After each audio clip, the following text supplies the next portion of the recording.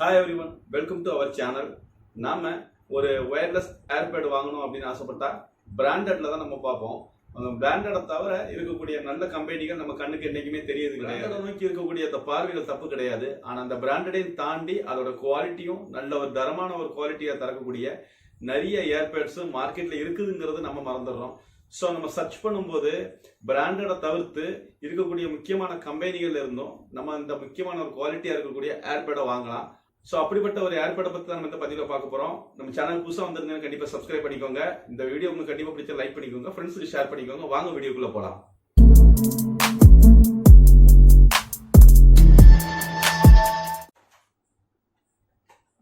S,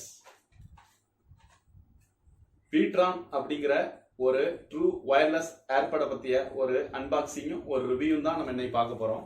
இதோட rate பார்த்துக்கிட்டீங்க அப்படின்னா இன்னைக்கு தேதிக்கு 1100க்கு இது கிடைக்குது. மற்ற பிராண்டட் குவாலிட்டி ட்ரூ வயர்லெஸ் ஏர்போர்ட்ல இருக்கக்கூடிய எல்லா அம்சங்களும் இதுல இருக்குது. ஸோ இந்த ரேட்டுக்கு இது ஒர்த்தா இல்லையா அப்படிங்கறத பத்தியே நம்ம ஒரு பதிவை பார்க்கலாம். வாங்க இதோட அன்பாக்சிங்கும் பார்த்துடலாம். எஸ்,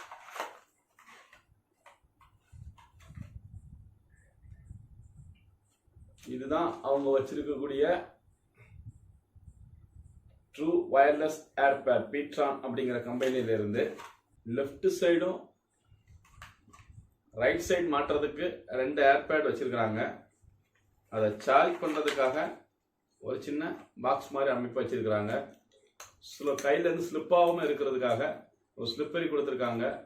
ஒரு த்ரெட் மாதிரி ஒரு அமைப்புகள் இருக்குது, அதனால கையில இருந்து ஈஸியா ஸ்லிப் ஆகாது. PTRON அப்படிங்கிற கம்பெனில இருந்து இருக்கக்கூடிய ட்ரூ வயர்லெஸ் ஏர்பேடு. இதோட ரேட் பார்த்துக்கிட்டீங்க அப்படின்னா 1100 ரூபீஸ். இதோட ஸ்பெசிஃபிகேஷனை பார்த்துக்கிட்டீங்க அப்படின்னா ஃபர்ஸ்ட் கனெக்டிவிட்டி அட்வான்ஸ் வயர்லெஸ்ல கனெக்ட் பண்ணிக்கலாம். இதோட டிரான்ஸ்மிஷன் ரேஞ்ச் பார்த்துக்கிட்டா 10 மீட்டர் வரைக்கும் இதை வந்து யூஸ் பண்ணிக்கலாம். ப்ளூடூத் வெர்ஷன் 5ங்க. ப்ளூடூத்தோட ரேஞ்ச் பார்த்துக்கிட்டிங்கன்னா 10 மீட்டர் வரைக்கும் வருது. பவர் சப்ளை 5 வோல்ட் டிசியில் ரன் ஆகுது. பேட்டரியோட அவுட்புட் 5 வோல்டேஜ் கிடைக்கும். பேட்டரியோட லைஃப் பார்த்துக்கிட்டிங்கன்னா 8 ஹவர்ஸ் இருக்கும். பேட்டரியோட கெப்பாசிட்டி 14 mAh. பிளேயிங் டைம் பார்த்தீங்கன்னா 4 ஹவர். ஸ்டாண்ட் பை, அதாவது இதுவரை யூஸ் பண்ணாமல் வச்சுருந்தீங்க அப்படின்னா 100 ஹவர்ஸ் வரைக்கும் இருக்கும். வெயிட் 30. இது 1 இயர் வாரண்டி வந்து ஃப்ளிப்கார்ட்டில் கொடுக்குறாங்க. இவங்க இதில் 30 mm டைனமிக் டிரைவர்ஸ் யூஸ் பண்ணியிருக்கனால சவுண்டில் எந்த ஒரு பிரச்சனையும் இருக்காது. அது போக பேஸும் பயங்கரமாக இருக்குது, அதுக்கு வந்து எந்த ஒரு பிரச்சனையுமே இல்லை. அது போக மியூசிக் ஃபுல்லாக கேட்டிங்க அப்படின்னா 4 ஹவர்ஸ் இருக்கும். அதுக்கு பிறகு நீங்கள் 4 டைம் அதோடைய சார்ஜிங் பாக்ஸில் போட்டு நீங்கள் சார்ஜ் பண்ணிக்கலாம். அது போக டாக்கிங் டைம் பார்த்திங்கன்னா 3.5 ஹவர்ஸ் வருது. சார்ஜ் பண்ணுறதுக்கு மொத்தமாக 1 ஹவர்ஸ் நம்ம எடுத்துக்கிடுது. முதல்ல நம்ம பாக்ஸை ஓப்பன் பண்ணோம் அப்படின்னா ஒரு USB கேபிள் கொடுத்துருக்காங்க சார்ஜிங் பர்பஸ்க்காக. நல்ல குவாலிட்டியாகவே இருக்குது, எந்த ஒரு பிரச்சனையும் இல்லை. அடுத்ததாக யூசர் மேனுவல் கொடுத்துருக்காங்க. யாருமே மேனுவல் படிக்கிறதில்ல, மேனுவலில் தான் அதில் உள்ள முழுமையான ஃபங்க்ஷன் எல்லாமே கொடுத்துருப்பாங்க. ஸோ ஃபங்க்ஷன் நம்ம வந்து தெரியாமல் அதை யூஸ் பண்ணோம் அப்படின்னா அதில் வந்து டிஃபால்ட் ஆகிறதும் வாய்ப்பு இருக்குது. ஸோ இப்போ மெயினாக நம்ம ஏர்பேடுக்கு வருவோம். ஏர்பேடை பொறுத்த வரைக்கும் பார்த்துக்கிட்டிங்கன்னா நல்ல ஸ்லிப்பான ஒரு டிசைனில் இருக்குது. அதோடைய ஃப்ரண்ட் அண்ட் பேக் நல்ல கரெக்டான ஒரு மோல்டிங் கொடுத்துருக்காங்கன்னு சொல்லலாம். மேலே பார்த்துக்கிட்டிங்க அப்படின்னா லெஃப்ட்டு ரைட்டு கார்னருக்கு இது என்னக்கு யூஸ் பண்ணுற மாதிரி தனியாக கொடுத்துருக்காங்க. அதோட மைக் குவாலிட்டியும் சரி எல்லாமே இதில் இன்ஸ்டண்ட்டாக இருக்குது. ஸோ அது ஸ்பீக்கர் வந்து பயங்கர குவாலிட்டியாக இருக்குது செக் பண்ணி பார்த்த வரைக்கும். இது நம்ம வந்து அந்த 2 ஏர்பேடை நம்ம சார்ஜ் பண்ணுறதுக்காக கொடுக்கப்பட்ட ஒரு கேபிள். கீழே இருக்கக்கூடிய இந்த ஹோலில் தான் நம்ம வந்து சார்ஜ் பண்ணுவோம். USB கேபிளை கனெக்ட் பண்ணும்போது நம்ம இதை 1 ஹவர் இதை சார்ஜ் பண்ண வேண்டியிருக்கும். 1 ஹவர் சார்ஜ் பண்ணால் 4 தடவை நம்ம ஏர்பேடை சார்ஜ் பண்ணிக்கலாம்.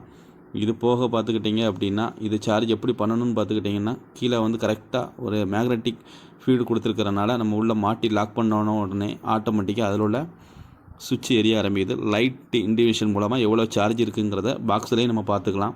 நீங்கள் இப்போ பார்த்தீங்கன்னா தெரியும், லெஃப்ட் சைடில் இருக்கிறதோட ரைட் சைடில் இந்த லைட்டிங் குறைவாக இருக்கிறனால சார்ஜிங் குறைவாக இருக்குதுங்கிறத நம்ம இண்டிகேஷன் அதிலேயே பார்த்துக்கலாம்.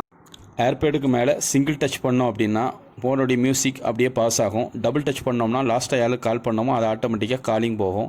ஏர்பேட் மொபைல் ப்ளூடூத்தில் கனெக்ட் ஆகிட்டு அப்படின்னா 2 சைடில் உள்ள ஏர்பேட்லேயும் ப்ளூ லைட் எரியுது. 1100க்கு இந்த ஏர்பேடு நான் ஒர்த்தா அப்படின்னு கேட்டிங்கன்னா கண்டிப்பாக நான் அதை ரெக்கமெண்ட் பண்ணுவேன். எந்த ஒரு பிரச்சனையுமே கிடையாது. ஸோ இதோடைய குவாலிட்டி, இதோட பேஸ் எல்லாமே கேட்குற அளவுக்கு இருக்குது, எந்த ஒரு பிரச்சனையுமே இல்லை. இந்த ரேட்டுக்கு இதில் குறை சொல்கிற அளவுக்கு பெரிய அளவில் ஒன்றும் பிரச்சனை இல்லை. ஸோ இந்த பதிவை பற்றி உங்களுடைய கருத்துக்களை கீழே கமெண்ட் பண்ணுங்கள். இந்த ப்ளூடூத் ஏர்பேடை பற்றி உங்களுடைய கருத்துக்கள் என்னங்கிறத நான் தெரிஞ்சுக்கிறேன். மேலும் ஒரு புதிய தகவல்களுடன் அடுத்த ஒரு பதிவில் சந்திக்கும் வரை உங்களிடம் விடைபெறுகிறேன். நன்றி, வணக்கம்.